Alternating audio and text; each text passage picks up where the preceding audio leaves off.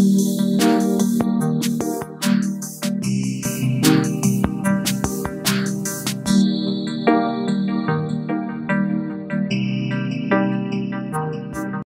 good morning, ladies and gentlemen. Welcome to Grumman Pilot's YouTube channel. And this morning we're going to show you how to take some shadow foam. It's made by Kaizen. It's available in a bunch of different colors: black and yellow, black and red, black and white, black and black. But you can take the shadow foam and you can put it in a toolbox for tools. But we were looking for small organized parts, such as radio RF adapters and other small parts you might have. So that's what the shadow foam looks like when you cut it to the size that you're going to need, but it might be thicker than you actually want. So stay tuned for some more fun. So we would like to ask you, please subscribe, hit the like button, and hit the notify to stay current with our content.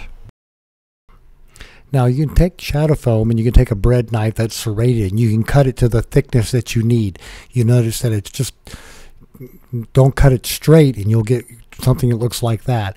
But anyway, that's how you can shave it. You can see it has a number of different layers that are glued together. They don't pull apart very easily, but a knife does cut them quite nicely. And you don't make a whole lot of debris when you're cutting with the knife.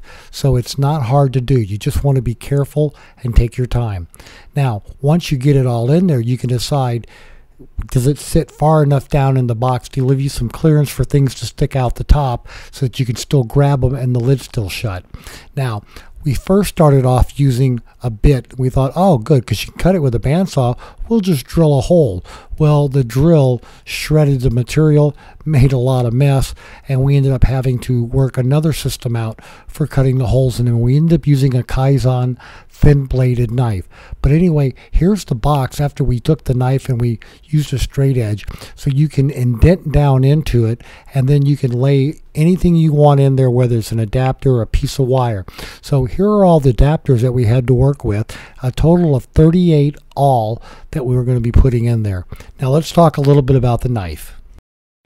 Now, once you have a couple of pieces, you can see all the different layers in there. It's almost like a sedimentary rock, but they're all very equal and everything.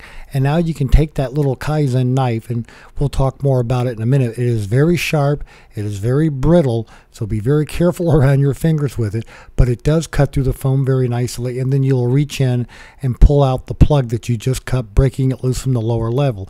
Now, you can trim it up to make it look a little bit nicer, but once the adapter is in there, it's not going to fit. Now you can look at it on the side, and you can see all the different layers that you have to work with. And you can see a little bit of the light coming through it, and you get to see the yellow on the backside. Now that's the Kaizen thin-bladed knife. Now that blade is very sharp, and you can use it for a wide variety of things. We find them useful for a wide number of things. We don't put it out that far when we're using it. And then there are a number of different tools that you can do with it. Let me caution you, when you buy the knife, buy spare blades, buy a couple of packs. The blade breaker is nice, as well as are the long tip markers.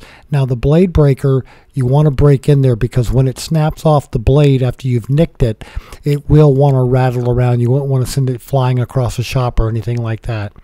Now for the marking tools, these are very nice. They're long nosed, very thin, so they can get into a tight spot. We have one in silver and we have one in black. Stay tuned. So as you can see, they have a very long nose on them and a very sharp tip, so they can get in tight spots and mark around small parts, and they can shred that right onto the black, so that when you have an edge to cut with that sharp knife, give you an outline. And as you can see, be sure to buy some extra blades. They come in packs of 10.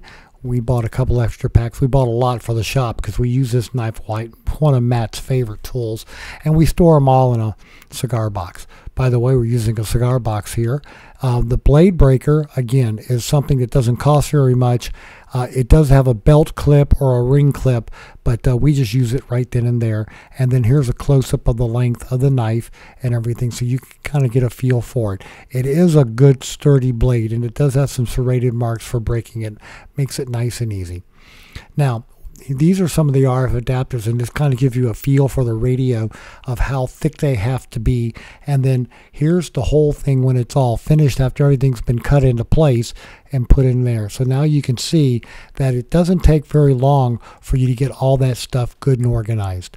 Now with the Kaizen, we actually took another smaller cigar box, and here's an idea of using a serrated knife to cut it, and you can get a lot of control over it and shave off just what you need. So it's a very easy material to work with.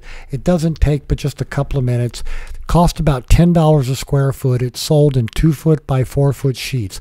So we took this plastic with a lidded cigar box, and we're going to take this little piece of Kaizen, we're going to cut it to size, and then we're going to shave it to thickness, and we're going to put a set of small Type N and PL259 adapters right in that box so that we have a way to organize them if we ever go out in the field and work on the radios. So anyway, there you go. It kind of gives you an idea for what it all looks like. Now, the Kaizen foam itself is, again, it doesn't take a lot of pressure, and what I normally do is I don't put but a tiny bit of downward pressure on the blade, and I just let the knife work its way through as I'm doing the motion back and forth like a reciprocating saw. And that's what I have found to be the easiest to get all that shaved with. And here you can see the piece of foam. Now it just snugs right into it. You can push it down. Now it is compressible, but not enough to make any difference in height, which is why you need to shave it. Now we're checking the layout of the 5 connectors on the piece, making sure we'll have enough clearance on all 4 sides so we don't have any really thin material that might break off and later cause a problem. We just want to have a good cushion around the side to protect these Type N connectors. They are 50 ohms all the way through, and if you do any radio work, you're familiar with these. You don't use them on everything, but when you need them, you want to have a couple in a box.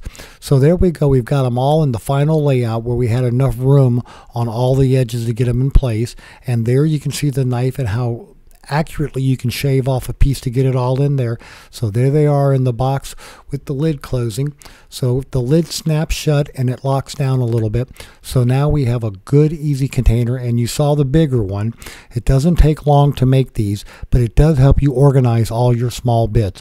So ladies and gentlemen, we hope you found all this useful and informative about using the Shadowfoam and the tools. Thanks so much for watching, and we hope you have a good day flying your Grumman. Thanks for watching.